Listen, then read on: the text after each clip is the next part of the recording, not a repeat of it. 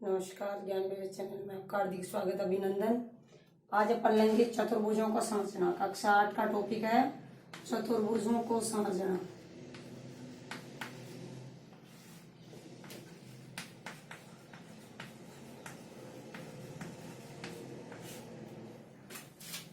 चतुर्भुजों को समझना मतलब चतुर्भुज किस प्रकार की आकृति है, उसमें किस प्रकार से अपन उनकी भुजाओं का, कोणों का माप ज्ञात कर सकते हैं।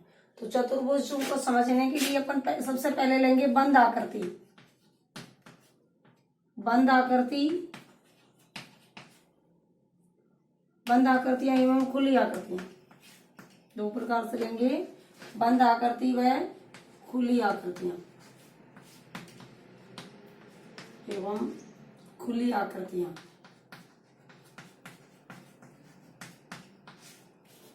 तो बंद आकृति क्या होती है, खुली आकृति क्या होती है? बंद आकृति तो ऐसी आकृति जिसका प्रारंभिक बिंदु, जहां से प्रारंभ होती है आकृति वहीं समाप्त हो जाती है। जहां से आकृति प्रारंभिक बिंदु और अंतिम बिंदु दोनों का एक ही हो, यानी ऐसी आकृति जिसका प्रारंभिक बिंदु और अंतिम बिंदु एक ही हो, वो क्या कहलाती है? बंद आकृति।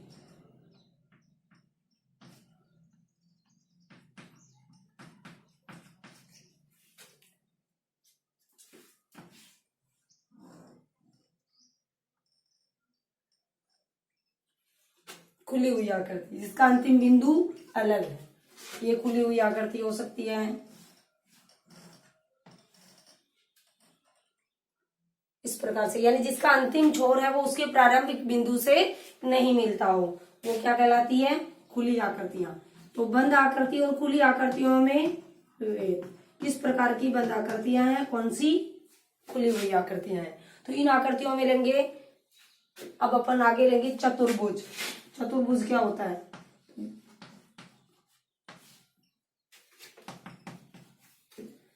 चार भुजाओं से घिरी हुई बंद आकृति को क्या कहते हैं? चतुर्भुज। चार भुजाओं से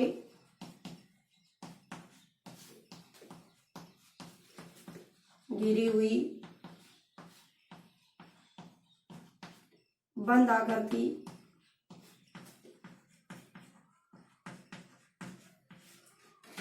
चतुर्भुज कहलाती है।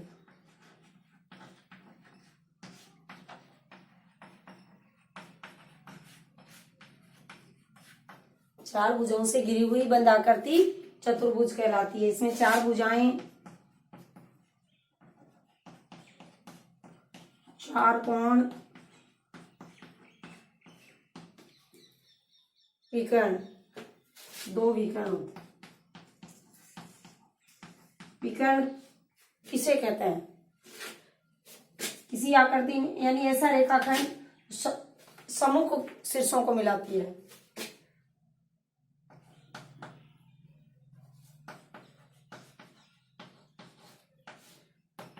सम्मुख शीर्षों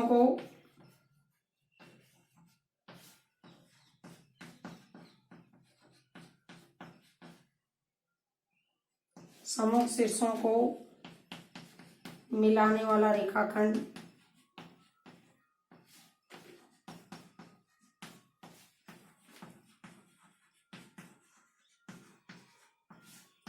विकर्ण कहलाता है, या मिलाने वाले रेखाखंड को विकर्ण कहते हैं। यानी दो सम्मुख शीर्षों को, जैसे ये बंद आकृति है, ये शीर्ष इसके सम्मुख शीर्ष है, तो इसके सम्मुख शीर्ष को मिलाने वाली रेखा क्या कहलाएगी?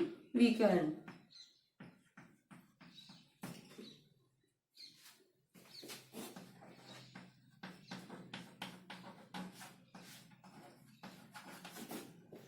विकर्ण के आधार पर अपन चतुर्भुज के मुख्य रूप से, अब आप आगे लेंगे अपन बहुभुज। बहुभुज इसमें दो प्रकार के लेंगे। बहुभुज किसे कहते हैं? सबसे पहले तो, यानी जिसमें तीन या तीन से अधिक भुजाएं होती है, वो क्या कहलाता है? बहुभुज। तीन भुजाओं से बंद आकृति को क्या कहते हैं? त्रिभुज। तो त्रिभुज से आगे की भुजाओं में बहुभुज। बहुभुज में उत्तल बहुभुज दो प्रकार लेंगे, उत्तल और अवतल। उत्तल बहुभुज कौन सा होता है? जिसके विकीर्ण अंतः भाग में स्थित हो। उत्तल बहुभुज किसे कहते हैं? जिसके विकीर्ण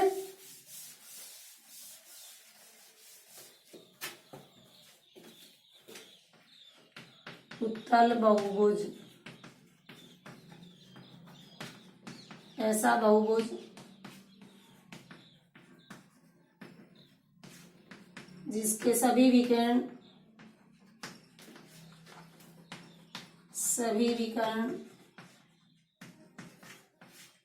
अंतःभाग में स्थित हो।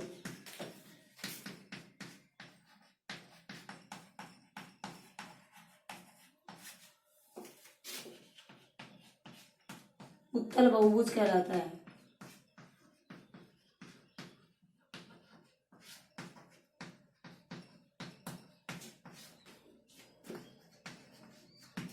यानी जिसके सभी विकिरण है वो उसके अंतः भाग में ही स्थित हो तो वो उत्तल बहुभुज। अवतल बहुभुज,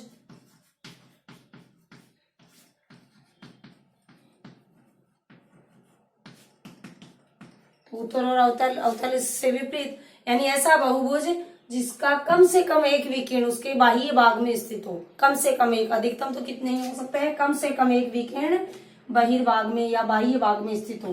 तो ऐसा बहुभुज, ऐसा बहुभुज जिसका कम से कम एक विकिरण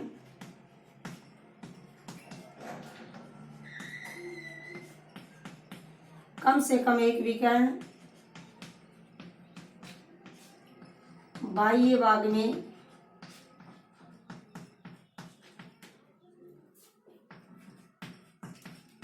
स्थित हो, अवतल बहुभुज कहलाता है।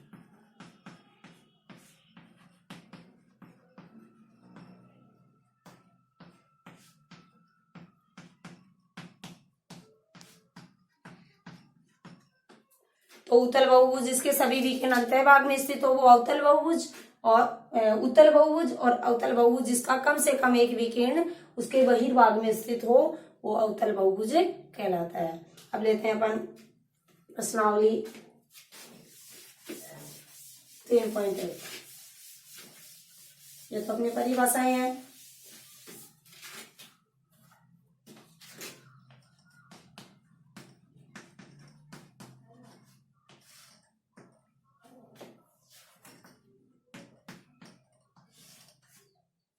प्रश्न संख्या 1,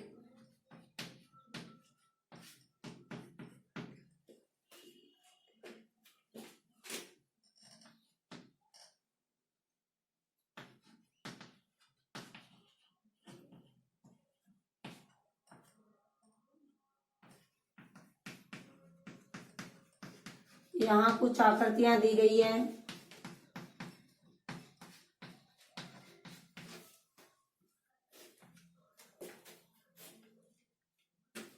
प्रत्येक का वर्गीकरण के आधार पर, प्रत्येक का वर्गीकरण के आधार पर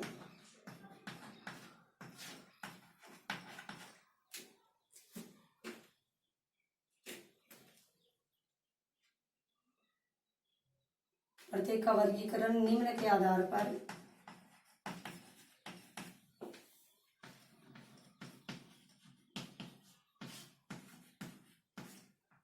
कीजिए। पहला दे रखा है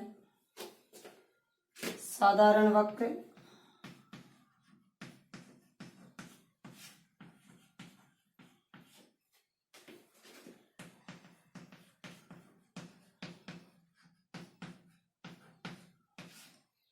साधारण बंद वक्र,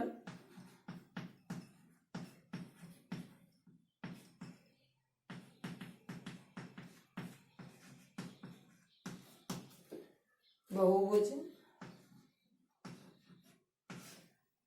इनको ABC दे दो, आकृतियों को अपन ये दे देंगे ABC। डी होगा उत्तल बहुभुज।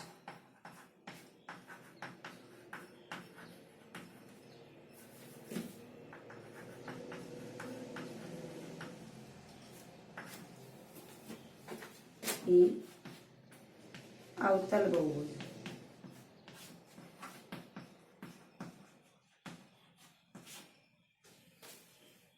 इसको यहीं ले लेते हैं। उत्तल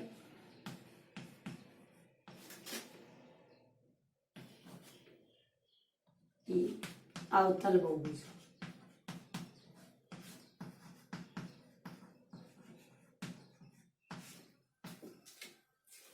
कौन कौन सी आकृतियां इनकी श्रेणी में आती हैं? आकृति फर्स्ट,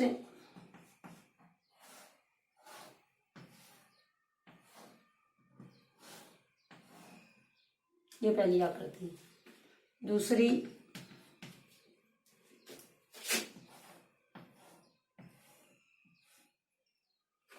तीसरी,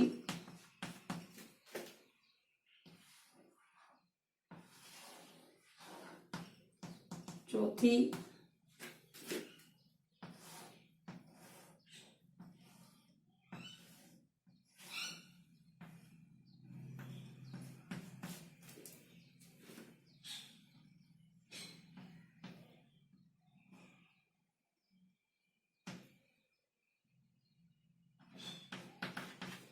छठवीं आकृति,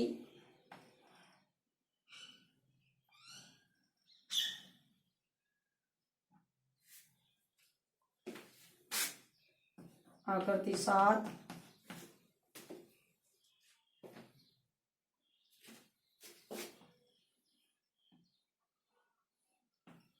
आकृति 8।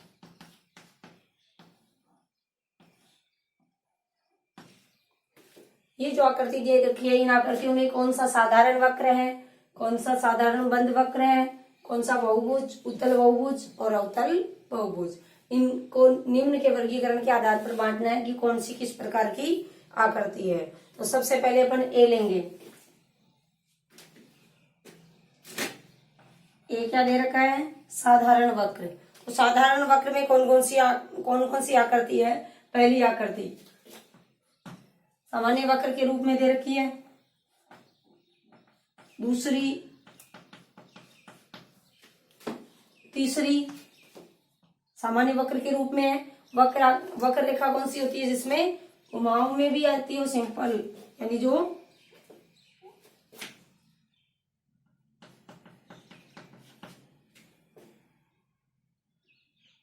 चौथी आकृति, इसमें साधारण वक्र में नहीं है।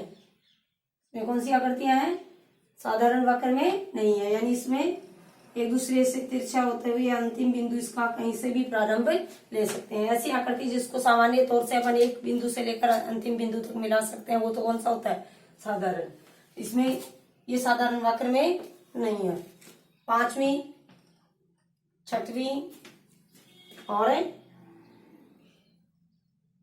सातवीं, लो 5, 6 और 7 ये साधारण वक्र में है। क्वेश्चन नंबर बी, साधारण बंद वक्र। तो साधारण बंद वक्र में कौन कौन सी आकृति है? पहली, दूसरी, तीसरी आकृति। साधारण बंद वक्र में नहीं, इसमें दो प्रकार की आकृतियां हैं जिसमें एक अंतिम इसका छोर नहीं है, यानी संलग्न आकृति नहीं है। तो फिर कौन सी है? पांचवी, छठवीं, सातवीं, 6, 7। फिर लेंगे बहुभुज में। बहुभुज कैसी आकृति होगी? ऐसी आकृति जो 3 या 3 से अधिक रेखाखंडों से मिलकर बनता है। तो रेखाखंड कौन से में है? साधारण रेखाखंड, यानी जिसमें रेखाओं के द्वारा बनी हुई आकृति हो, वो क्या कहलाती है? इसमें सीधी रेखाखंड है, इसमें भी सीधी रेखाखंड है और इसमें भी सीधे रेखाखंड है। तो ये किस में आएंगे? बहुभुज में। लो तीसरा सी। सी कौन कौन सी आकृतियां शामिल है? सी में आकृति 1, आकृति 2 और आकृति 4।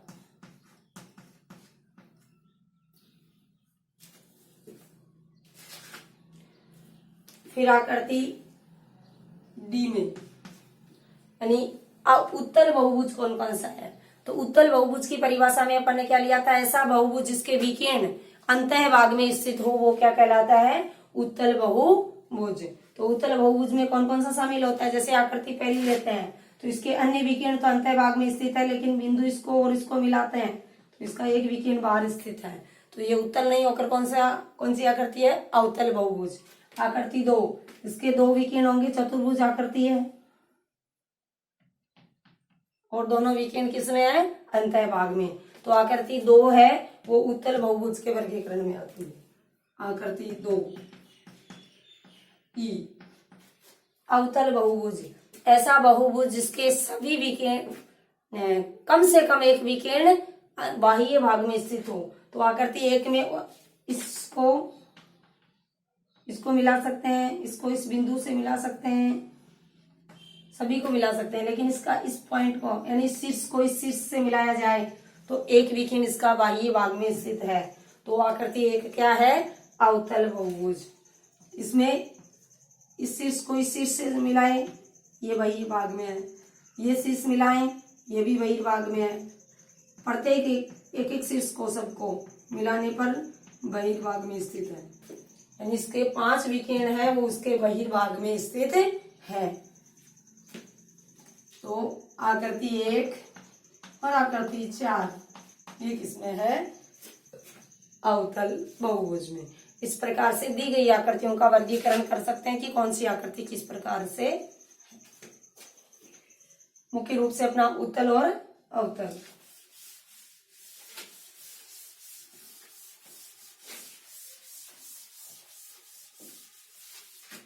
प्रश्न संख्या 2,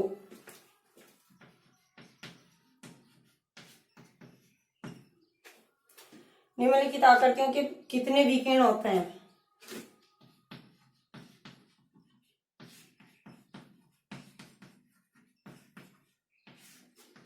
निम्नलिखित आकृतियों के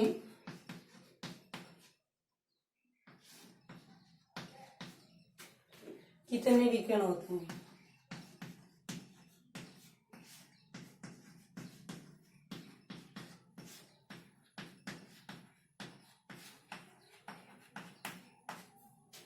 आकृतियां दी गई है। 1 उत्तल चतुर्भुज,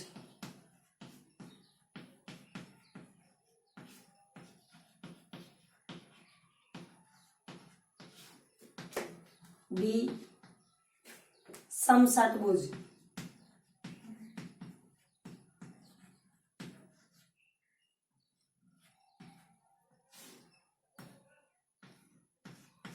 सी त्रिभुज।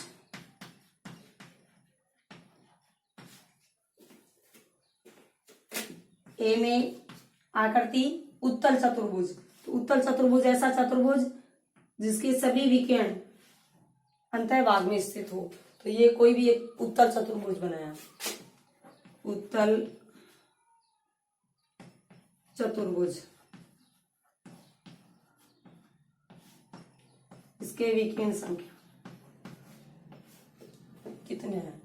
तो उत्तल चतुर्भुज में सम्मुख शीर्षों को मिलाने वाली रेखाखंड उत्तल, एक विकीर्ण ये ABCD, हम अंकन भी दे सकते हैं, एक विकीर्ण। तो विकीर्णों की संख्या कितनी हुई? 2। उत्तल चतुर्भुज में कितने विकीर्ण हो सकते हैं? 2। दूसरी आकृति है समषटभुज,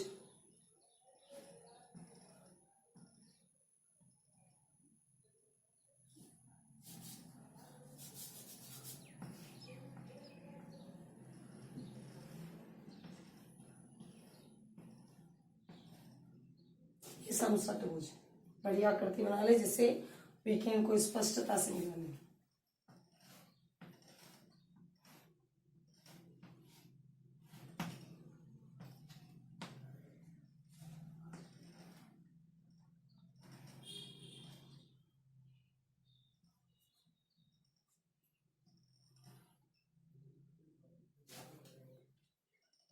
इस चीज को मिलाया, 1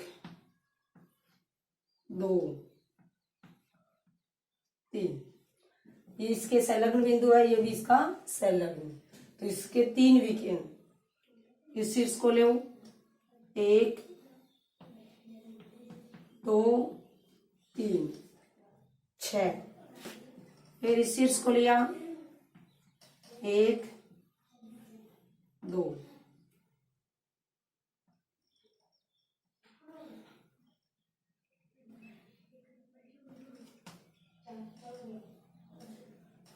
ये 3।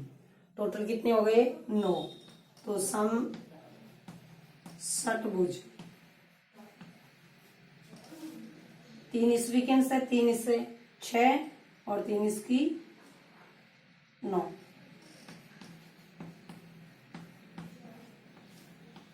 वीकेंड संख्या कितनी हुई 9। 1 2 3 फिर 1 2 3। अब देखो इसमें 3 तो इसके साथ शामिल है, ये भी आ गई, तो 2 इसकी 6 और 2 8, 8 और 1 इसको इससे मिलाया 9। सी में दे रखा है त्रिभुज।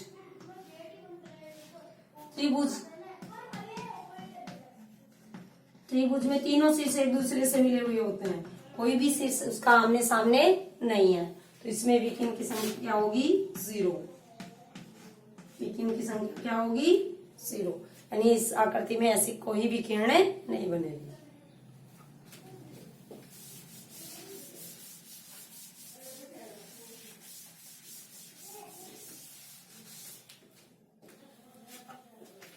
प्रश्न संख्या 3। उत्तल चतुर्भुज के कोणों की माप का योगफल कितना है। उत्तल चतुर्भुज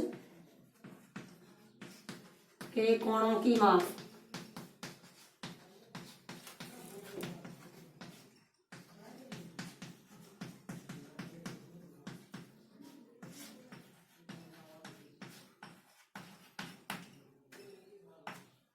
यदि चतुर्भुज उत्तल न हो तो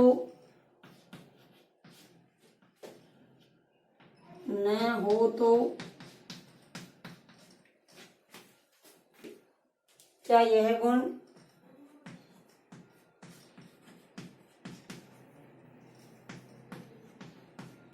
लागू होगा। क्या लागू होता है। तो चतुर्भुज, उत्तल चतुर्भुज, चतुर्भुज की कोणों का माप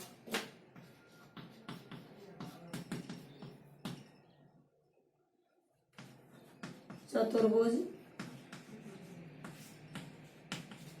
कोणों का योग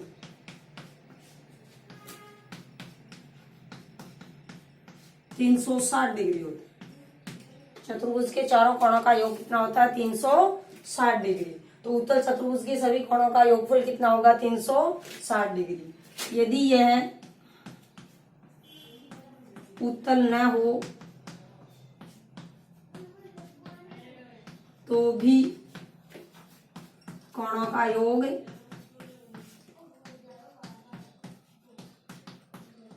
360 डिग्री ही होगा,